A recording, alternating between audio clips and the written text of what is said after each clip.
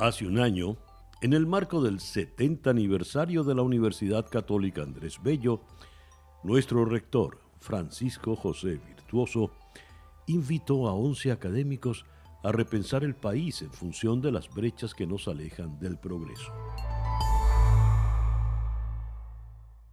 Bien, continuando con este ciclo de conversaciones, celebrando los 70 años de la Universidad Católica Andrés Bello, en este proyecto Vénesis.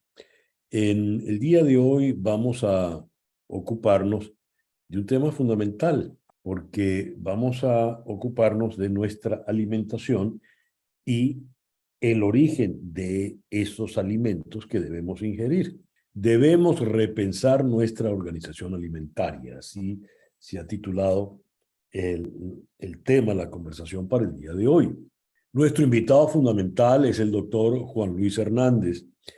El doctor Hernández tiene un currículum muy amplio, extenso en todo esto, desde su graduación en la Universidad Central como sociólogo en 1969, hasta una gran cantidad de experiencias académicas, profesionales en el mundo de la agroalimentación.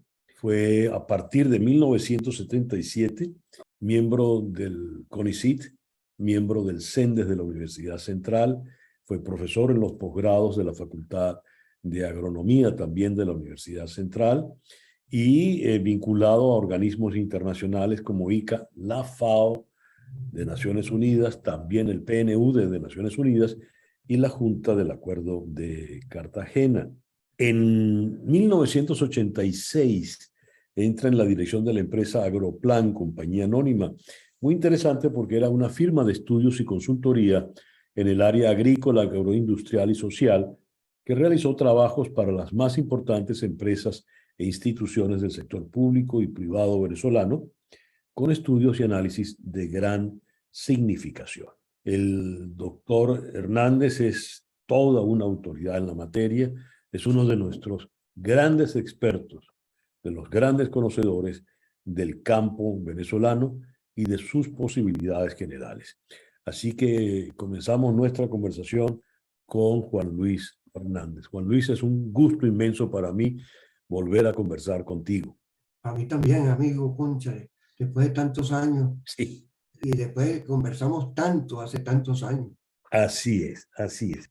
Juan Luis, en el trabajo profesional periodístico, desde hace ya un buen tiempo me he topado con voces de alarma, tanto de parte de la doctora Margarita Ledesma, la doctora Landaeta, dije Ledesma, perdón, la doctora María Elena Herrera, la doctora Susana Rafali, sobre el severo problema de la desnutrición crónica en nuestro país. Pero la desnutrición es un problema que arrastramos desde el campo, porque en un momento donde producíamos lo suficiente y hasta exportábamos, hemos llegado a una situación de penuria total. Cuando planteamos estos trabajos de Vénesis, queremos hacer el diagnóstico de la Venezuela que tenemos para tratar de encaminarla hacia lo que hemos definido aquí en Vénesis como la Venezuela necesaria. ¿Podríamos saber en qué momento, en este momento, cómo estamos a nivel de la producción alimentaria en nuestro país, Juan Luis? Sin duda. Yo no sé si partimos de lo último que tú dijiste, ¿cuál es la disponibilidad de alimentos existentes en el país para la población? Porque eso es un hecho que es extremadamente significativo. Estamos en el nivel de abastecimiento proteico y calórico menor desde 1950, cuando comenzaron a tomarse los datos de los balances de alimentos. De tal manera que estamos en una situación de crisis alimentaria agudísima que se traduce en desnutrición, en inseguridad alimentaria, etcétera, etcétera. Esa crisis deriva, por supuesto, la alimentación depende de los alimentos que existan, y los alimentos que existan dependen de lo que producimos o de lo que podemos importar. Y después de eso, de otro hecho que es importantísimo, que es si la gente puede tener acceso a esos alimentos físicamente, si los encuentra, y también económicamente, si tiene la capacidad adquisitiva para adquirirlos. Entonces, ¿qué es lo que ha pasado en los últimos años? Bueno, hasta el 2008, 2007, 2008, hubo un mejoramiento general de la producción y del consumo de alimentos. A partir de ahí empieza una crisis cuyo momento decisivo es el 2010, con todas las intervenciones, y empieza un proceso por el cual subimos las importaciones brutalmente con los ingresos petroleros y la agricultura empieza a caer.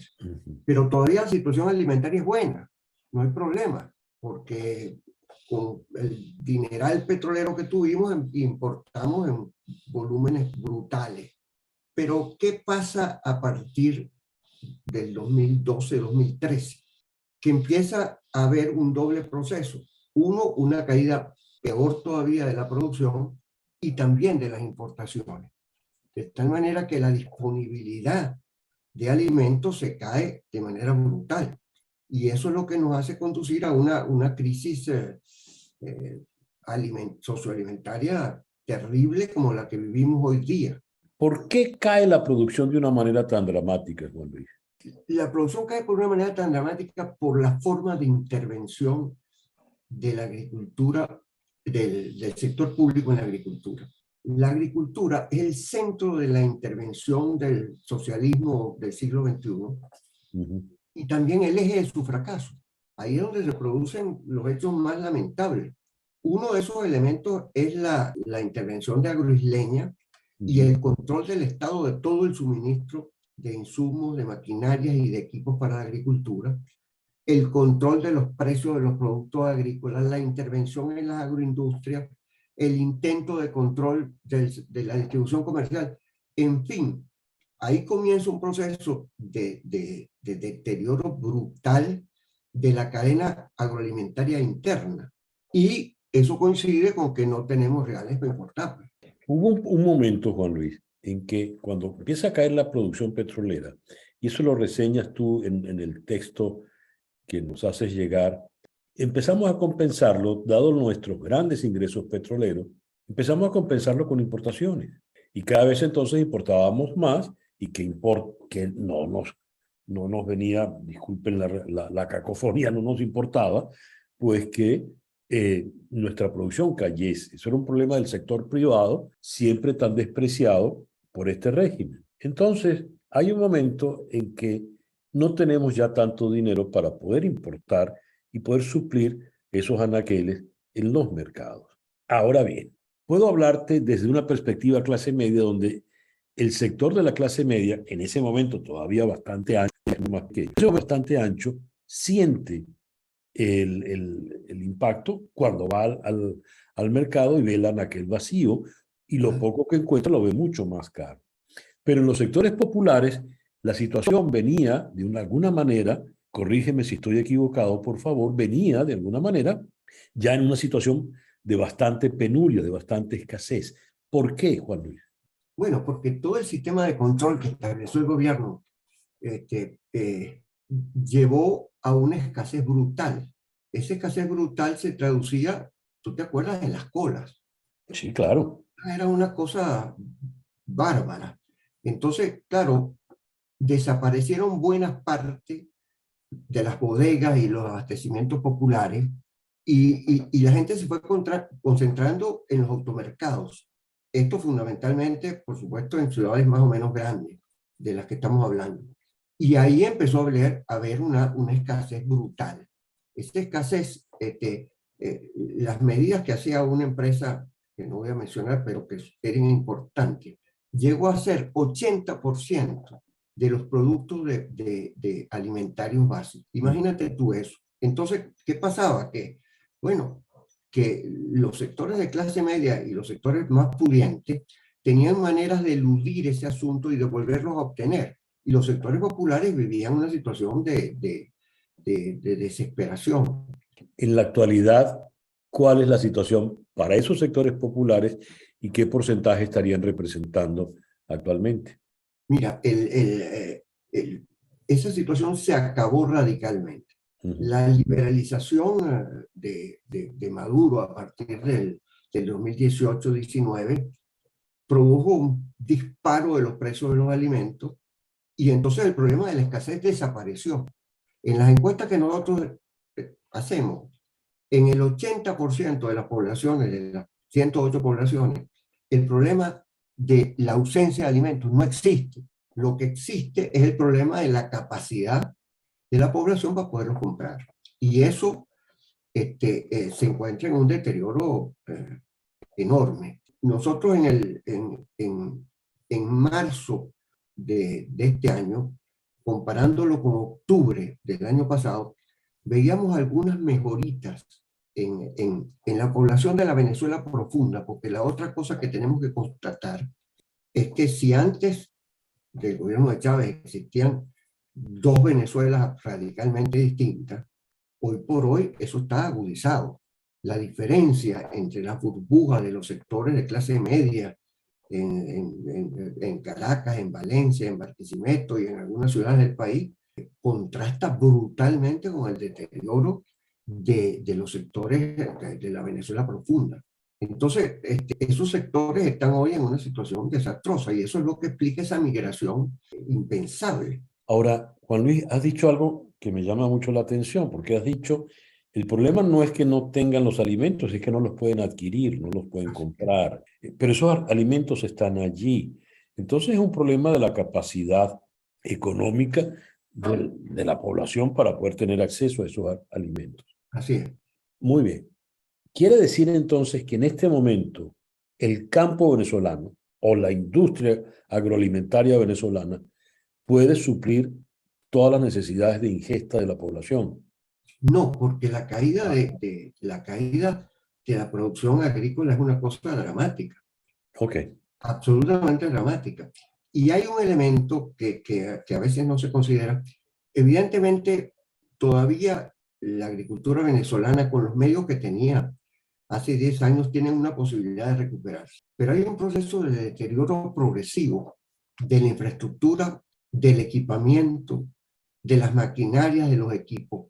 Yo no sé si a ti te pasa, pero a mí me pasa en mi casa. Yo a lo mejor puedo mejorar un poquito mi ingreso en un momento determinado, pero lo que le está pasando al techo, lo que le está pasando a la nevera y al congelador, etcétera, etcétera, me provoca una situación dificultosa. Imagínate cómo es eso en esos productores pequeños y medianos de la agricultura venezolana. Entonces, por eso, hoy por hoy estamos en una situación dramáticamente baja en materia de producción. ¿Y qué es lo que está pasando? Que las importaciones formales no suben, pero hoy por hoy el suministro de alimentos, y no solamente de alimentos, sino de otros productos, por vías informales, por contrabando, por importación ilegal, es absolutamente dominante. El otro día había unos datos de Consecomercio que decían que el 30% de los productos de consumo masivo en Venezuela tenían un origen desconocido. En el caso alimentario, ¿de qué tipo de alimentos estamos hablando en ese contrabando, Juan Luis? De todos. Si tú te pones a ver, por ejemplo, en una caja CLAP o en cualquier automercado chino del interior del país, de repente el azúcar es brasileña, los granos son colombianos, los aceites vienen de afuera, de repente de Argentina, Uruguay, etcétera, etcétera, y todos ellos entraron ilegalmente, entraron en containers, no eran importación legal, y pasaron a ser ese elemento que está allí. Y eso no solamente pasa con alimentos, eso pasa con la cerveza. Yo no sé si tú has ido últimamente a un bodegón, pero si tú vas a un bodegón, tú puedes conseguir pastas de primera calidad italianas a precios infinitamente más bajos que las pastas nacionales. Y puedes conseguir, no se diga cerveza. Lo de cerveza es un escándalo, la carestía de la cerveza nacional. Sí, eso lo comenta mucha gente. A ver, Juan Luis, planteándonos el proyecto Bénesis, queremos ir hacia una Venezuela necesaria. Queremos que en esa Venezuela necesaria el venezolano esté bien alimentado, que podamos superar esos niveles de de desnutrición terrible que hemos tenido, eso que decía la doctora Landaeta, Maritza Landaeta, desde hace ya tanto tiempo. Podamos superar esos niveles de inseguridad alimentaria también muy agudos. ¿Qué debemos hacer? ¿Qué debemos hacer para ir allá? Por supuesto, no dudo que esto va a suponer condiciones políticas, económicas y tal, pero tratemos de dejarlas esas un momento allí en la vitrina para concentrarnos en el plan del campo. Leyéndote, haces una observación y dices, las transiciones tecnológicas nos obligan a apuntar a la llamada agricultura 4.0. ¿Debemos hacer eso o antes de llegar a esa agricultura 4.0 debemos apuntar a otras urgencias? Antes de eso debemos aportar a otras urgencias. Okay. Eso no me cabe la menor duda. Porque nosotros no podemos pretender competir como si estuviéramos en otras condiciones. Estamos en unas condiciones terribles y de esas condiciones terribles tenemos que tratar de salir. Yo creo que hoy por hoy hay una tendencia presente, digamos, a la resignación, a considerar que lo que está pasando es absolutamente normal, y también a la despolitización, a dejar la política de un lado y entonces concentrarnos en otros asuntos, entre otros en algunos de las transiciones tecnológicas. Eso no quiere decir que no debamos considerarlas. Lo que sí tenemos que tener conciencia es que para que este país pueda salir de la crisis agroalimentaria, que es vital además para cualquier posibilidad de salida, es absolutamente inviable sin un cambio del régimen político-económico. Y eso yo quiero enfatizarlo, porque muchas veces se dice que eso es, pero a mi juicio eso es absolutamente vital. Fuera de ese marco en el cual haya que redefinir la estrategia agroalimentaria, el papel del Estado y 10 cosas más, entre otros el proyecto inmediato para poder mejorar la alimentación de la población. Sin eso podemos sobrevivir, mejorar algunas cosas, pero jamás podremos salir de este fondo en que estamos. A ver, asumiendo la premisa que dices, en la cual creo que es imposible no estar de acuerdo por todas las personas que participamos o no en este proyecto de Bénesis, pero este régimen, por ejemplo, alimentado por una ideología ya trasnochada y anacrónica y todos los bienes al Estado, citaste el caso tan emblemático de Agroisleña, por ejemplo, al cual se procede porque una empresa de esa dimensión no puede estar en manos privadas, sencillamente por una especie de prejuicio ideológico. Si en efecto se logra ese cambio que pones como condición sine qua non para poder proceder a superar la crisis agroalimentaria, ¿qué debería ser ese nuevo régimen? ¿Qué debería revertirse de los pecados del régimen anterior? ¿Cuáles serían las primeras medidas para empezar a allanar el camino para realmente lograr una superación? Mira, ahí en el trabajo que yo presenté existe una descripción muy completa de cuál es la orientación central. Entre paréntesis, no hay ninguna cosa distinta de lo que podamos pensar. Se trata de lo que está en la Constitución. Se trata sencillamente de recuperar las condiciones de la seguridad alimentaria y de avanzar en soberanía alimentaria. Y ahí están todas las medidas que eso plantea. Pero requerimos un cambio muy profundo porque no estamos en presencia de una pequeña crisis económica que con una política de liberalización se acomoda. Estamos en presencia de una situación terrible, de una catástrofe, de un retroceso civilizatorio por el cual hay una total desinstitucionalización, una total ingobernabilidad o gobernabilidad difundida de manera así delincuencial y unas condiciones, unas relaciones internacionales absolutamente inviables. Entonces, por eso es que el cambio del régimen político-económico es importantísimo y lo que hay que hacer es una total reformulación de lo que es la política agroalimentaria. Un enfoque agroalimentario con una estrategia, una institución central del Estado para el manejo desde los insumos hasta la alimentación, un proceso de participación del sector privado en el manejo de las políticas. No se trata de que pidan, porque muchísima gente que vive en el pasado cree que la nueva cosa es volverle a pedir al gobierno.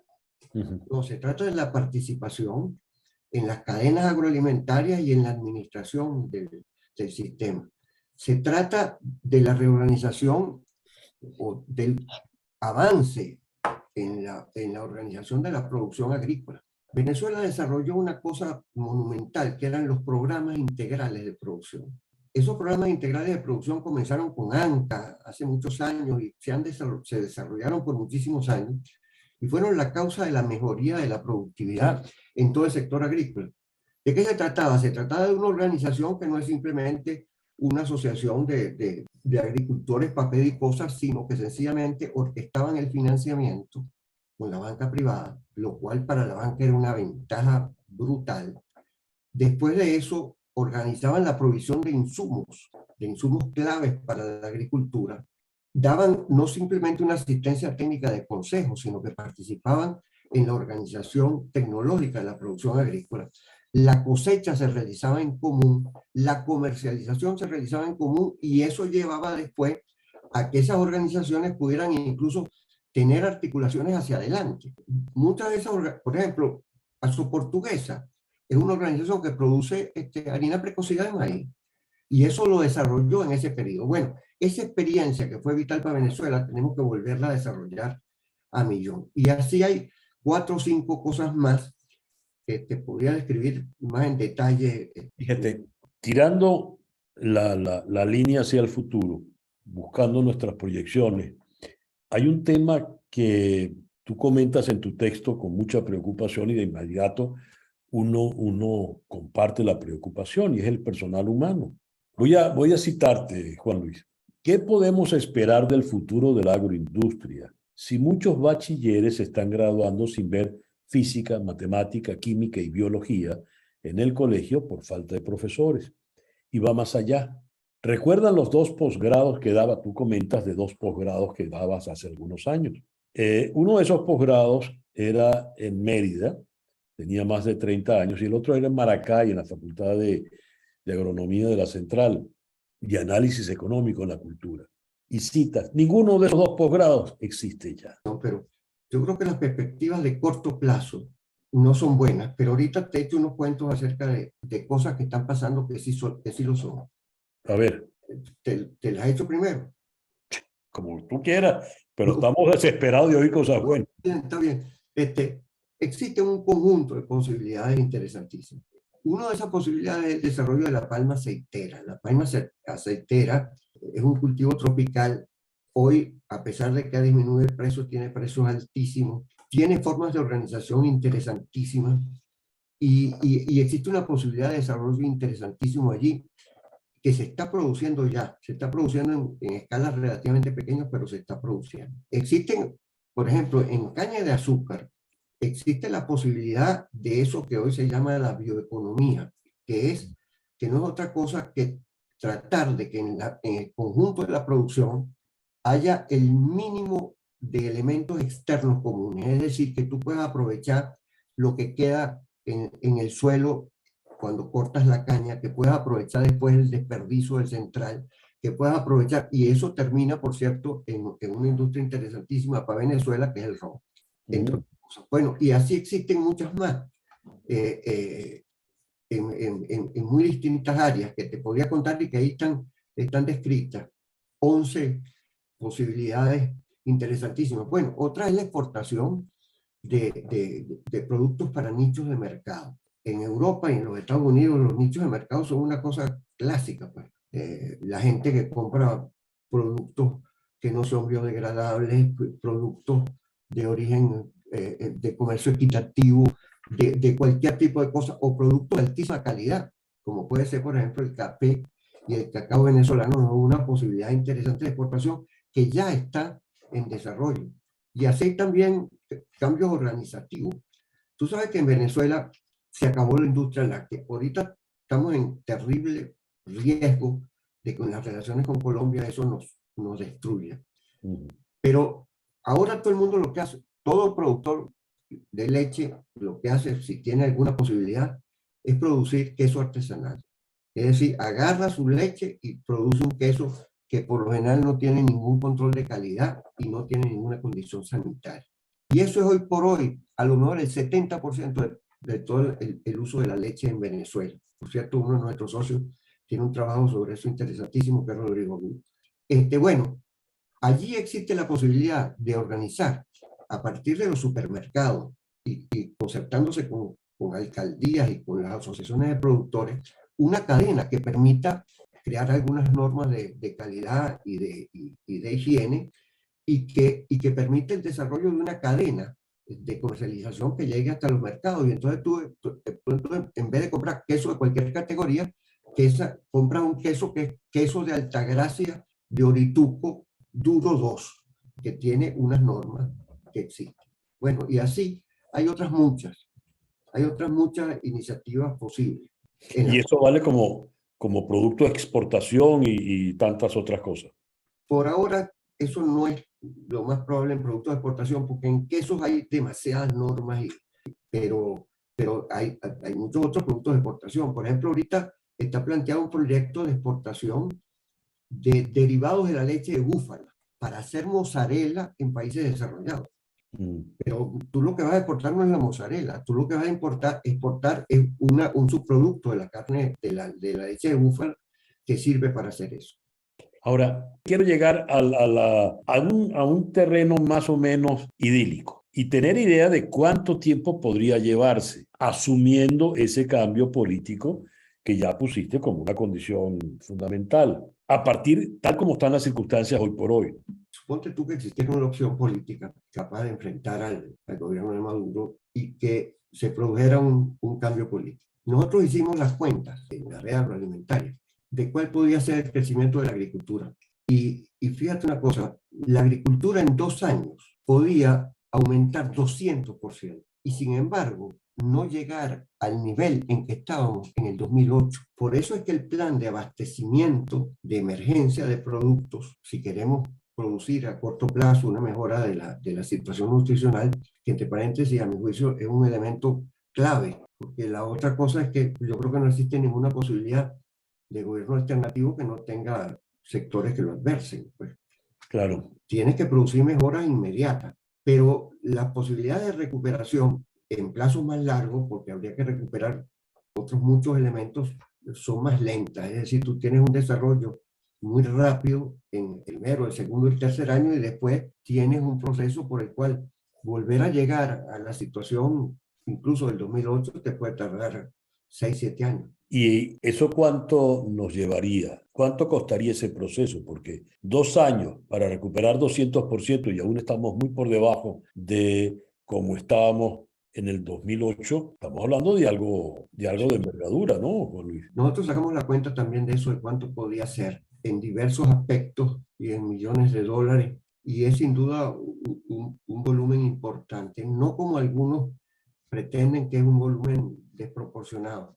Pero lo que sí es cierto es que eso no es posible, no tiene ninguna posibilidad de ser sin una apertura muy importante del financiamiento internacional, del financiamiento multilateral, pero también el financiamiento de Estado y el financiamiento de la banca. Sin eso no hay ninguna posibilidad de ser. Y por eso es que en este marco creo que las posibilidades de un despegue serio son muy bajas. El Estado debería dar entonces carta blanca para que los privados pudiesen buscar esos financiamientos de manera directa. Sí, sin duda. Pero también hay 2 planteamientos en materia financiera que son muy importantes. A ver. Uno tomado de Colombia, bueno, tomado de Colombia también está hasta en las leyes venezolanas, que son los fondos por los cuales importadores, productores, etcétera, etcétera, aportan a un fondo que sirve para que en esa cadena se puedan financiar actividades. Eso en Colombia es absolutamente importante. El fondo del café, además eso te protege de las fluctuaciones de los precios internacionales, etcétera. Y la otra es el banco de segundo piso. La idea de que financiar la agricultura con un crédito barato y con un porcentaje de la cartera fue al principio una idea interesante, pero evidentemente se destruyó. Eso terminó siendo que tú le dabas los reales a los ricos que tienen fincas en el país y además de eso que generaba una distorsión de los precios. Pero la idea de un banco de segundo piso en el cual estén los recursos que vienen de los fondos, pero también los recursos del financiamiento público y los recursos de la banca internacional e incluso de los fondos de los bancos privados, es una idea importantísima. Y eso ha funcionado en muchos países y se sabe cómo funciona. Fíjate, Juan Luis, en el trabajo cotidiano, conversando con especialistas en la materia, voy a utilizar una frase que suele usar mi mamá, ¿no? Estamos tan endeudados que debemos hasta el modo de andar. Y cuando a ti te hablan de PDVSA, resulta que las deudas de PDVSA son algo abominable. Y así, sector por sector, donde tú vas medio revolviendo, abriendo papeles, revisando cuentas, balance, cúnchole, estamos endeudadísimos y nuestra capacidad crediticia está muy comprometida en este momento. Pues no vamos a conseguir. Digamos que ese cambio político nos va a permitir otros aires, ¿verdad? Nos abrirá otras ventanas y la situación crediticia cambia. En el caso agrícola, para llegar a esas recuperaciones que están muy distantes de los niveles del 2008, ¿de cuánto dinero estaríamos hablando? Nosotros calculamos que, bueno, ese cálculo lo hicimos en el 2017, ¿no? Que hay que tomarlo con... Eres 5 años de atraso ya. Sí, claro, que no son...